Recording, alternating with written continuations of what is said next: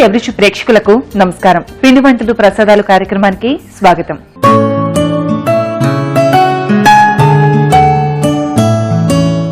ఎవరైనా మనల్ని సహాయం అడిగితే సాయం చేస్తూ ఉంటాం. అదే మనకి ఇష్టమైన వాళ్ళకైతే ఎంతో ఇష్టంగా ఎంతో ప్రేమగా వంట చేస్తూ ఉంటాం. భగవంతుడికి ఎంతో ఇష్టంగా ఎంతో శ్రద్ధతో పాటు భక్తితో కూడా పిండి వంటలు ప్రసాదాలు చేసి పెడుతూ ఉంటాం. మరి అలాంటి ప్రసాదాలను పిండి వంటలు మీకు పరిచయం చేసే కార్యక్రమమే మన పిండి వంటలు ప్రసాదాలు. మరి ఏమాత్రం ఆలస్యం చేయకుండా కార్యక్రమాన్ని స్టార్ట్ చేద్దామా? మరి ఇంకెందుకు ఆలస్యం, డాక్టర్ సుమిత్ర గారిని ఆహ్వానిద్దామా? హాయ్ సుమిత్ర గారు. హలో సోని, ఎలా ఉన్నారు? బాగున్నాను. సూపర్. ఎప్పుడు బాగుండాలి, చక్కగా మాకు వంటలు చేసి పెడుతుండే మేము ఇంకా పుష్టిగా బాగా తయారవుతాం తప్పకుండా. సో ఈ రోజు మాకు ఎలాంటి పిండి వంట పరిచయం చేస్తున్నారు? ఫస్ట్ నేను కరకజ్జం చేస్తున్నాను.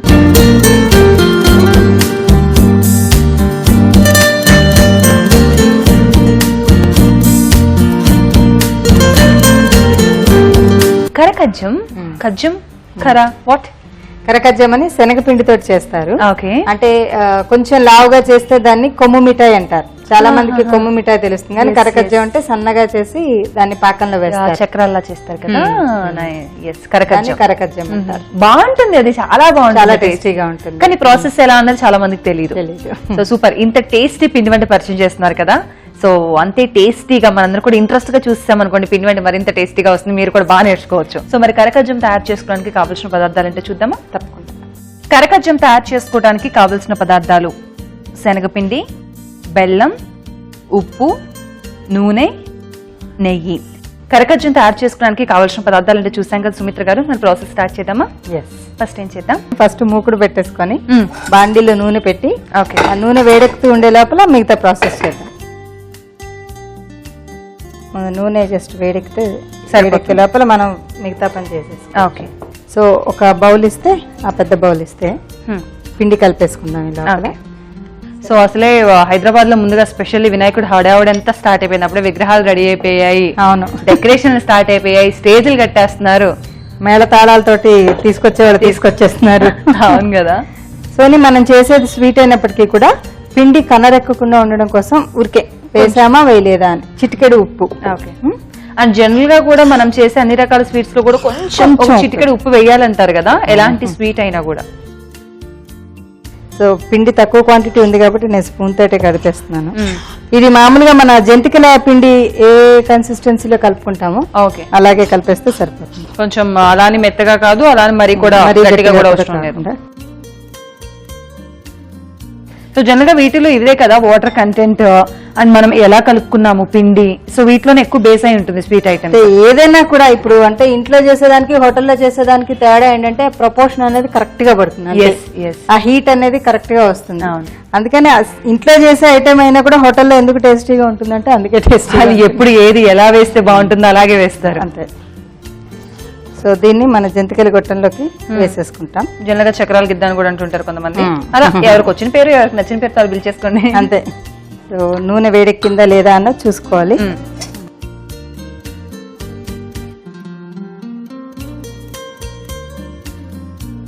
సో అలా మనం చక్రాల్లాగా వేసేసుకోవడమే. ఇది బాండి చిన్నగా ఉంది కాబట్టి కొంచెం కొంచెం వేస్తున్నాను. అంటే మనం చేసుకుంటుంది కూడా కొంచెం క్వాంటిటీ, అండ్ ఎక్కువ చేసుకునేటట్లయితే కొంచెం పెద్ద ప్యాన్, ఐ మీన్ పెద్ద బాండి పెట్టుకొని చేసుకుంటే సరిపోతుంది. మామూలుగా మనం ప్రసాదాలు పిండి వంటలు అని చేస్తూ ఉంటాం కదా. భగవద్గీతలో శ్రీకృష్ణుడు ఏం చెప్పాడంటే, మనం తినేటువంటి ఆహారం 4 విధాలుగా ఉంటుంది అని. అహం వైశ్వానరో భూత్వా ప్రాణినాం దేహమాశ్రితం ప్రాణాపాన సమాయుక్తం పచామ్యన్నం చతుర్విధం అని. 4 విధాలైనటువంటి ఆహారాన్ని మనం తీసుకుంటూ ఉంటాం. భక్ష్యము, భోజ్యము, చోష్యము, లేహ్యము. నీకు సింపుల్ గా అర్థం అవ్వాలంటే నమిలి తినేటువంటివి, కొరికి తినేటువంటివి, సప్పరించి తినేటువంటివి, అట్లా తింటారు కదా, జుర్రుకొని తినేటువంటివి. సో ఈ 4 విధాలైనటువంటి దాన్ని మనం చక్కగా చేసుకొని తిన్నట్లయితే కనుక అది మన శరీరంలోకి ప్రసాదం లాగా వెళ్ళి మనకు కావాల్సినటువంటి రక్తాన్ని, శక్తిని, మనకి ఏ విటమిన్ అయితే కావాలో ఆ విటమిన్స్ అన్నిటినీ కూడా అది ప్రొవైడ్ చేస్తూ ఉంటుంది అన్నమాట. ఈ లోపల నీకు ఇంకా ఫాస్ట్ గా అయిపోవాలంటే ఏం చేద్దామంటే, ఈ ప్లేట్ పక్కన పెట్టుకొని ఆ మూకుడు కూడా పెట్టేసుకొని బెల్లం పాకం పట్టేసుకుంటూ ఉన్నామంటే ఇందాక ఈ పాటి పాక రెడీ చేస్తుందండి కదా. అంటే ఇది వేగకుండా అది రెడీ అయిపోతే కూడా కష్టమే కదా. నిజమే.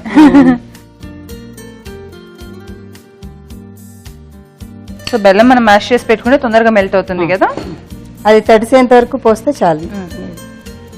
చాలు చాలా ఎలాగో అది మెల్ట్ అయ్యి కూడా కొంచెం లిక్విడ్ అయిపోతుంది కాబట్టి ఉంచేసేయండి, వేడికి అదే కరుగుతూ ఉంటుంది.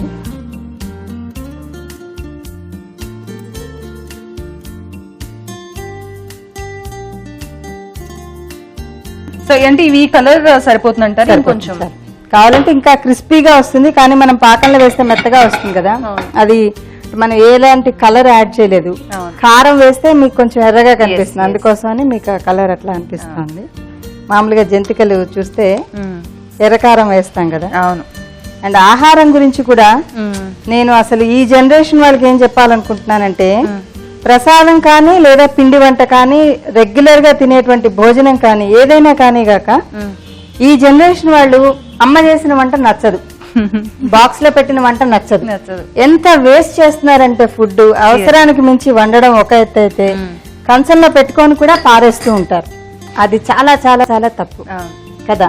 తినే ప్రతిదీ కూడా మనం అంత ఇష్టంగా తిన్నట్లయితే అది శరీరానికి వంట పడుతుంది కదా. అయిష్టంగా తిన్నది ఏది కూడా వంట పట్టదు. ఈ సృష్టిలో ప్రతిదీ కూడా భగవంతుడు మనకి ఇచ్చింది. ఎస్పెషల్లీ భగవంతుడు మనకి ఇచ్చిన దానిలో గొప్పదనం ఏంటంటే, వినాయకుడి పరంగా చూసినట్లయితే ఆకుకూరలు చాలా మంది ఇష్టపడరు, కానీ ఆకుకూరల్లో మనకి ఎంత ఆరోగ్యాన్ని ఇస్తుందంటే ఆయుర్వేదం అంతా ఈ వనమూలికల మీద ఆకుల మీద ఆధారపడి ఉంటుంది. వినాయకుడికి మనం పత్రి పూజ అని చేస్తాం కదా, ఎన్ని రకాలు 21 రకాల పత్రితోటి చేస్తూ ఉంటాం. మామిడాకు, రావాకు, జువ్వాకు, జిల్లేడాకు, గరిక. సో ఇవన్నీ కూడా ఏదో ఒక రకంగా మనకి శరీరానికి ఆరోగ్యాన్ని కలగజేసేటువంటివి. సో అవన్నీ తిన్నా తినకపోయినా అట్లీస్ట్ మనం ఆహార పదార్థాలు వాడేటువంటి పాలకూర, చుక్కకూర అన్ని ఆకుకూరలే కదా. సో వాటి ద్వారా మనకు పొందేటువంటి విటమిన్స్ ఏవైతే ఉన్నాయో వాటిని మిస్ అవ్వకుండా చక్కగా తింటూ ఉంటే వినాయకుడు సంతోషిస్తాడు, మన శరీరం కూడా సంతోషిస్తుంది. వినాయకుడు ముఖ్యంగా బాలల మిత్రుడు, అలాగే పెద్దవాళ్ళే కోరి పూజించాలే కానీ ఏదైనా కూడా సంభవిస్తుంది. ఆ మధ్య వినాయకుడు పాలు తాగాడని చెప్పి అంటారు కదా, నిజంగా నమ్మకం ఉండి సమర్పిస్తే మాత్రం భగవంతుడు తీసుకుంటాడండి. అంత భక్తితోటి కనుక మనం చేస్తే, గురు రవిశంకర్ ఆయన భజనలో కూడా చెప్తారు, నువ్వు తినిపించాలి భగవంతుడికి అని అనుకుంటే నువ్వు శబరిలాగా మారి తినిపించు, తప్పకుండా తింటాడు. అంటే శబరి మాత అంత భక్తి నీలో ఉంటే తప్పకుండా ఆ దేవుడు తింటాడు అని. సో అది భగవత్ తత్వాన్ని తెలిసినటువంటి వాళ్ళకి అర్థం అవుతుంది.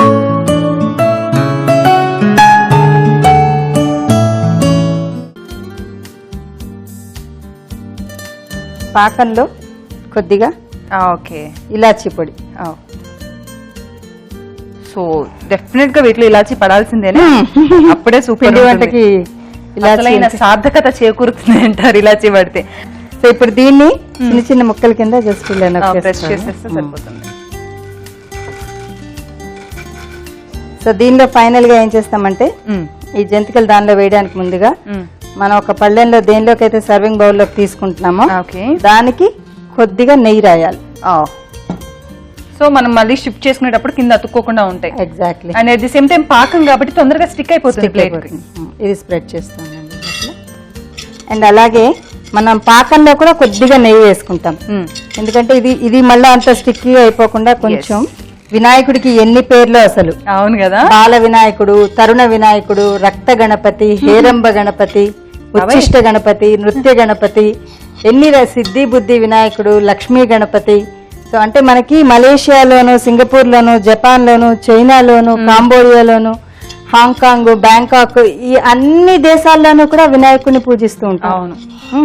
అండ్ ఇంకొకటి ఏంటంటే, వినాయకుడి రూపంలో మనకి విశిష్టమైనటువంటిది ఏనుగు తల అని చెప్పి అనుకున్నాం కదా. అవును. సో ఏనుగు తలలో మనకి ఉండేటువంటిది ఏంటి అంటే ప్రాముఖ్యత, చిన్ని కళ్ళు ఉంటాయి. అవును. అంటే మనం సూక్ష్మమైనటువంటి దృష్టిని కలిగి ఉండాలి, ప్రతిదాన్ని కూడా సునిశితంగా పరిశీలించాలి. పెద్ద చెవులుంటాయి, చెప్పింది విను ఫస్ట్, తర్వాత నీ ఒపీనియన్ చెప్పు అని కదా. అంటే ఎక్కువ విని తక్కువ మాట్లాడు, అప్పుడేమవుతుంది, నేర్చుకోవడానికి అవకాశం కలుగుతుంది కదా. 10 bad habits of listening అని చెప్పి ఫారినర్ ఎవరన్నా బుక్ రాశాడు, అది చదువుతాం. కానీ వినాయకుడిలో ఉండేటువంటి తత్వాన్ని గ్రహించండి అంటే పుస్తకాలు మిగిలిపోతాయి కదా. చక్కగా వినాయకుడి గురించి మనం ఒక పండగ రోజు అదంతా కనుక బుక్ చదివితే మీరు ఎన్నో ఎక్కడికో వెళ్ళి అన్ని నేర్చుకోవాల్సిన అవసరం లేదు. ఇది చూడండి, పాకం సరిపోతుందా? సరిపోతుంది. మరి కన్సిస్టెన్సీ పెరిగినా కూడా అతుక్కుపో తెల్లగా వచ్చేస్తుంది కదా. నువ్వు వెయిట్ చేయలేకపోతున్నట్టున్నావు సోని. మీరు ఇంత బాగా చేసేస్తున్నారు. Let me see. పాకంలో నెయ్యి వేస్తే ఆ టేస్ట్ కూడా చాలా బాగుంటుంది. మిక్స్ అయిపోతుంది కదా అంతా కూడా, సో కలిసిపోతుంది. సో అన్ని నీతోటే చేయిస్తాను ఇవాళ. దాన్ని నేర్పించారు కదా మరి నాకు. ఎందుకంటే ట్రెడిషనల్ ఫుడ్స్ ఇవాళ రేపు ఎవరు చేయట్లేదు. అవును, స్వగృహ ఫుడ్స్ కి వెళ్ళి తెచ్చేసుకోవడం తేలిక అనుకుంటున్నారు తప్ప చేసుకోవడం చాలా తక్కువ అయిపోతుంది.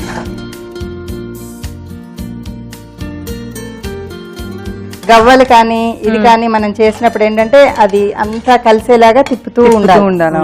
యూజువల్ గా చాలా మంది ఏం చేస్తారంటే ఇది ఫాస్ట్ గా డ్రై అయిపోవాలంటే పైన కొద్దిగా పంచదార చల్లుతారు. అప్పుడు ఏమవుతుందంటే తొందరగా మెల్ట్ అయిపోయి దానికి మొత్తం పట్టేస్తూ ఉంటుంది అనమాట. ఇప్పుడు దాన్ని మెల్లగా చక్కగా ప్లేట్లోకి తీసేసుకుందామా.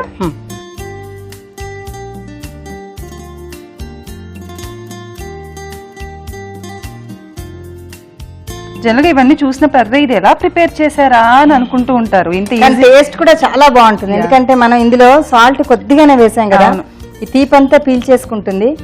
ఇలాచీ ఫ్లేవర్ తోటి చాలా బాగుంది. అండ్ పాకం కూడా మరి మరీ గట్టిగా కూడా వెళ్ళలేదు కాబట్టి కొంతమంది ఉండపాకం చేస్తారు, కానీ అది తినడానికి చాలా కష్టం ఉంటుంది. ఇదైతే అన్ని ఇది లైట్ గా ఉంటుంది కదా. ఎగ్జాక్ట్లీ.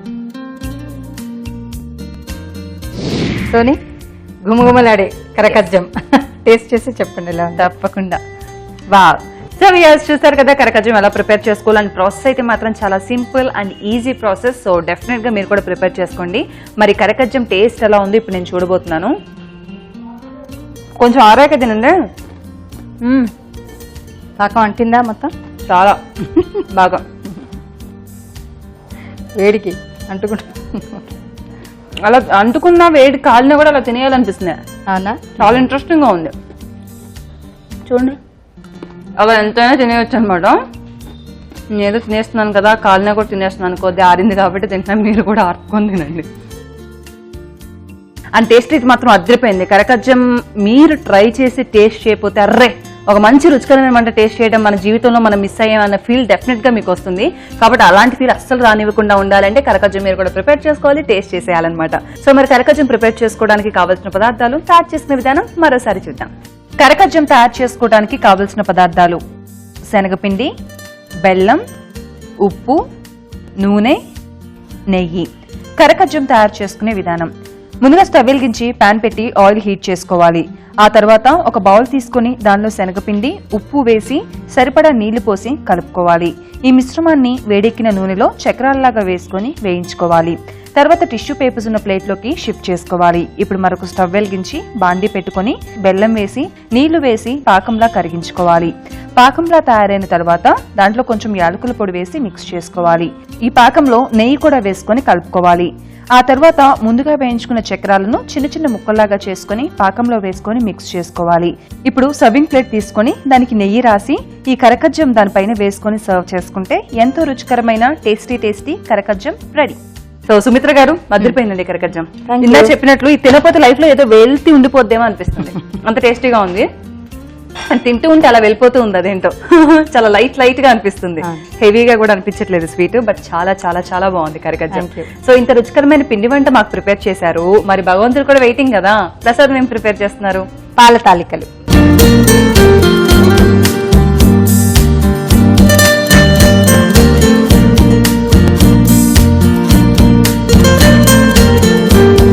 వావ్, పాల తాలికలు ఎంత బాగుంది. చాలా సంప్రదాయకరమైనటువంటి వంట, బాగుంటుంది, చాలా బాగుంటుంది. నాకు చాలా ఇష్టం కూడా. ఈ రోజు ఏంటో అన్ని నాకు ఇష్టమైన చేసేస్తారు మీరు.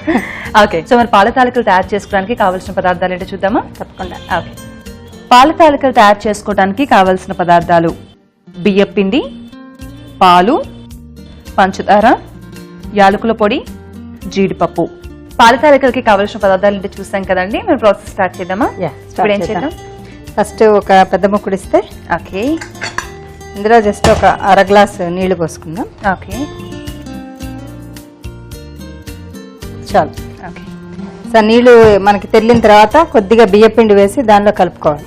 ఉడికించుకున్న తర్వాత వాటిని మనం బాల్స్ లాగా చేసుకోవాలి. ఇది నీళ్లు ఎక్కువ వేడెక్కకుండా ముందు బియ్యపిండి వేసేసుకుంటే ఏమవుతుందంటే ఉండలు కట్టకుండా ఉంటుంది. జనరల్ గా కొంతమంది ఏం చేస్తుంటారంటే వాటర్ లో ముందే బియ్యం పిండి మిక్స్ చేసి తర్వాత కలుపుతూ ఉంటారు. అంటే కొన్ని ప్రాసెస్ కి అట్లా బాగుంటుంది. ఈ ప్రాసెస్ కి మామూలుగా మన నీళ్ళలో కలిపేసి డైరెక్ట్ గా వేసేసుకుని అయిపోతాయి, ఎందుకంటే ఇది అయిపోతూ ఉంటుంది కదా, వాటర్ తొందరగా లాగేస్తుంది. ప్లస్ అంటే ఇది నీళ్లు వేడెక్కిన తర్వాత కూడా వేసాం కదా, సాఫ్ట్ గా కూడా అయిపోతుంది. ఇప్పుడు దీన్ని మనం బియ్యం పిండి కింద మనం తీసుకుంటాం కదా, ఇప్పుడు వీటిని మనం తాలికల్లాగా చేసుకోవాలి.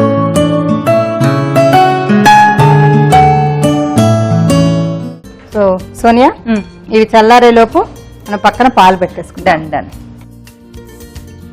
సాధారణంగా మనకి పాల తాలికలు అంటే ఒక్కొక్క ప్రాంతంలో ఈ తాలికలు ఒక్కొక్క షేప్ లో చేస్తూ ఉంటారు.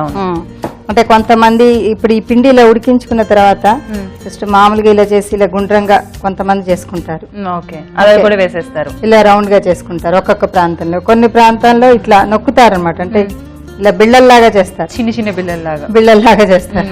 కొన్ని ప్రాంతాల్లో ఇలా పొడవుగా చేస్తారు. టైం వేస్ట్ చేయకుండా నేను ఆల్రెడీ తాలికలు ఇట్లా చిన్న చిన్నగా చేసి తీసుకొచ్చాను. సూపర్ మీరు. సో మనం హీట్ వాటర్ లో బియ్య పిండి వేసేస్తే పిండే కాబట్టి వాటర్ లో తొందరగా చక్కగా ఉడికిపోతుంది. సో ఉడికిన తర్వాత దాన్ని ఇలా రౌండ్ గా చేసేసుకోవచ్చు. సో పాలు కూడా కాగుతున్నాయి. ఇప్పుడు ఏం వేద్దామంటారు పాలల్లో? దీనిలో కొద్దిగా ఇలాచీ పొడి, దీనిలోనే పంచదార, షుగర్. మనం హాఫ్ కప్ మిల్క్ తీసుకున్నాం కాబట్టి హాఫ్ కప్ షుగర్, పంచదార అది కలుపుతూ ఉండాలి. పంచదార మనకి కరిగింది అని అనుకున్నప్పుడు తాలికలు వేసేయడం. బా ఇంత సింపుల్ గా చెప్పేశారు మీరు. పాల తాలికలు చాలా, ఒకప్పుడు పాల తాలికలు చేయాలంటే చాలా హడావుడి పెద్ద ప్రాసెస్ ఉండేది కదా. సో ఒక స్పూన్ ఇవ్వండి.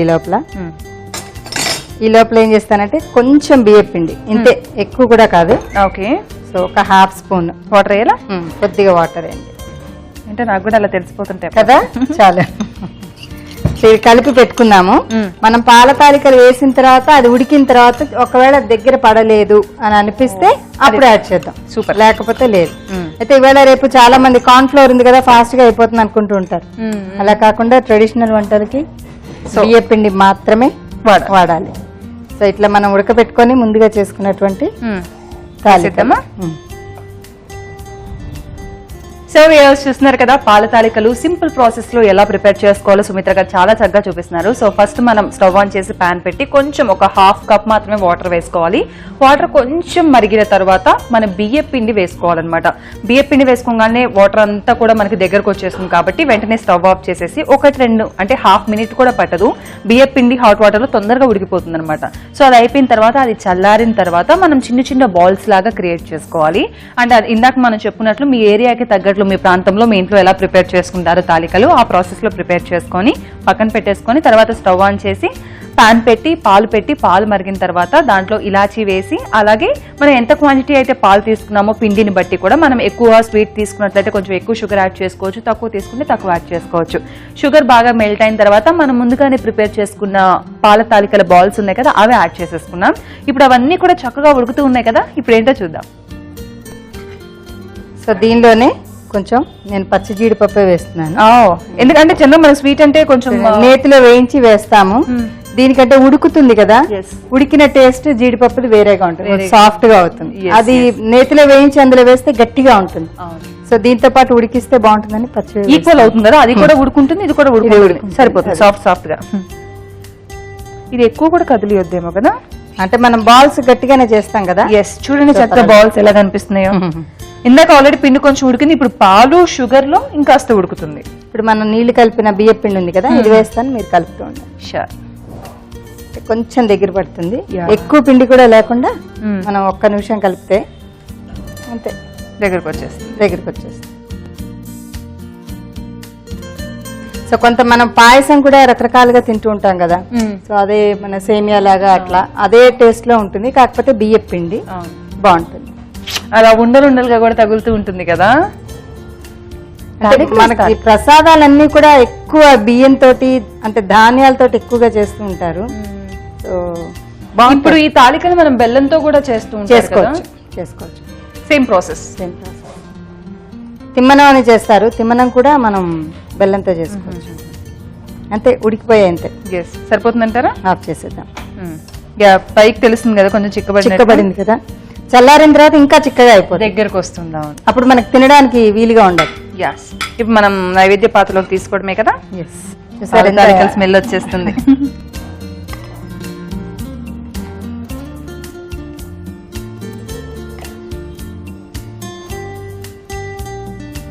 సో ఆ బియ్యం పిండి అది ఎంత ఉడికి ఆ పాలల్లో ఇదయ్యేసరికి మంచి స్మెల్ వస్తుంది, చాలా బాగుంటుంది. మన అన్న పర్వన్నం చేస్తాం కదా, అవును, ఆల్మోస్ట్ అలాగే ఉంటుంది, చాలా బాగా వస్తుంది. బట్ ఎందుకు తాలికల స్మెల్ నాకు డిఫరెంట్ గా అనిపిస్తుంది. పిండి కదా.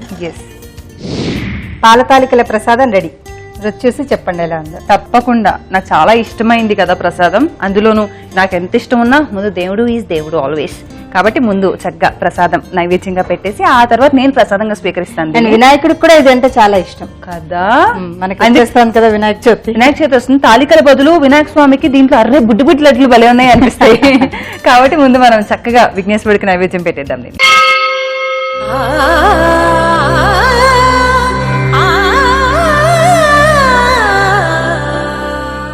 సో పాలతాలికల ప్రసాదం టేస్ట్ చేయడానికి రెడీ అయిపోయింది. స్వామి వినాయకుడికి అయితే బాగా నచ్చేసింది అనమాట. ఇప్పుడు నేను కూడా దీన్ని టేస్ట్ చేయబోతున్నాను. వావ్, చూడటానికి ఎంత బాగుంది కదా. బాగుంది కదా అని గబక్క నోట్లో పెట్టుకున్నాను అనుకోండి, తర్వాత బాధపడాల్సి వస్తుంది. అందుకే కాసేపు ఆలోచించి నోట్లో పెట్టుకోండి.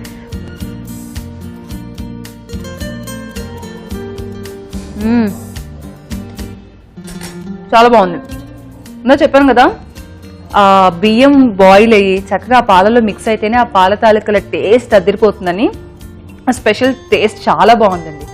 అండ్ పాల తాలికలు ఎంత ఇష్టమైన మనందరం కూడా చాలా చాలా చాలా ట్రెడిషనల్ ప్రసాదం ఇదైతే మాత్రం చాలా ట్రెడిషనల్ వంట. తప్పకుండా ఈ ట్రెడిషనల్ వంట మీరు కూడా ప్రిపేర్ చేసుకోండి. అండ్ పాల తాలికలు అంటే తెలియని వాళ్ళు చాలా మంది ఉన్నారు. వాళ్ళందరికీ కూడా పాల తాలికలు అంటే ఏంటి, ఎలా ప్రిపేర్ చేసుకోవాలో ఈ రోజు అందరూ తెలుసుకోవాలని మేము కోరుకుంటున్నాం. సో డెఫినెట్ గా పాల తాలికలు మీ అందరూ కూడా ప్రిపేర్ చేసుకుంటారు కదా, చేసేసుకోండి. మరి పాల తాలికలు తయారు చేసుకోవడానికి కావాల్సిన పదార్థాలు, తయారు చేసుకునే విధానం మరోసారి చూద్దాం. పాల తాలికలు తయారు చేసుకోవడానికి కావాల్సిన పదార్థాలు: బియ్యం పిండి, పాలు, పంచదార, యాలకుల పొడి, జీడిపప్పు. పాల తాలికలు తయారు చేసుకునే విధానం: ముందుగా స్టవ్ వెలిగించి బాండీ పెట్టుకుని నీళ్లు వేసుకోవాలి. దానిలో కొంచెం బియ్యం పిండి వేసి ఉండలుగా రాకుండా మిక్స్ చేసుకోవాలి. ఆ తర్వాత స్టవ్ ఆఫ్ చేసి అది చల్లారేదాకా వెయిట్ చేయాలి. తర్వాత మరొక స్టవ్ వెలిగించి బాండీ పెట్టుకుని పాలు పోసుకోవాలి. పాలు కాగేలోపు బియ్యపిండి మిశ్రమాన్ని చిన్న చిన్న ఉండల్లాగా తాలికల్లాగా ప్రిపేర్ చేసుకోవాలి. తర్వాత కాగిన పాలలో యాలకుల పొడి, పంచదార వేసుకుని మిక్స్ చేసుకోవాలి. ఆ తర్వాత ముందుగా చేసుకున్న తాలికలను వేసి కలుపుకుంటూ జీడిపప్పు కూడా వేసి కాసేపు ఉడికించుకోవాలి. ఇది దగ్గర పడిన తర్వాత నైవేద్య పాత్రలోకి తీసుకుని దేవుడికి నైవేద్యంగా సమర్పిస్తే ఎంతో రుచికరమైన నైవేద్యం పాల తాలికలు రెడీ.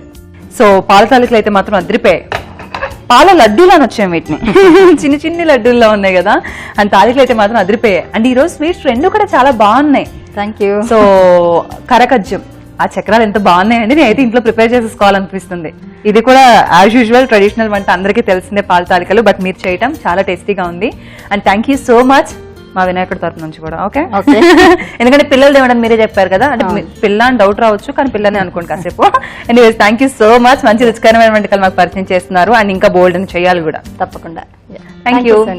సో వ్యూవర్స్, చూసారు కదా ఈనాడు మన పిండి వంటలు ప్రసాదాలు కార్యక్రమంలో డాక్టర్ సుమిత్ర గారు పరిచయం చేసిన కరకజ్జం అలాగే పాల తాలికలు రెండు కూడా అద్దిరిపోయాయండి. సో డెఫినెట్ గా మీరు కూడా ప్రిపేర్ చేసుకోండి. అండ్ తొందరలోనే వినాయక చవితి వస్తుంది కాబట్టి ఇవన్నీ కూడా మీరు ప్రిపేర్ చేసేసుకోవాలి. వినాయక చవితి రోజు వినాయకుడికి పెట్టాల్సిందే, మీరు తినాల్సిందే. కాబట్టి అస్సలు మర్చిపోదు ప్రిపేర్ చేసుకోవడం. మరొక పిండి వంటలు ప్రసాదాల కార్యక్రమంతో మళ్ళీ కలుద్దాం. నమస్కారం.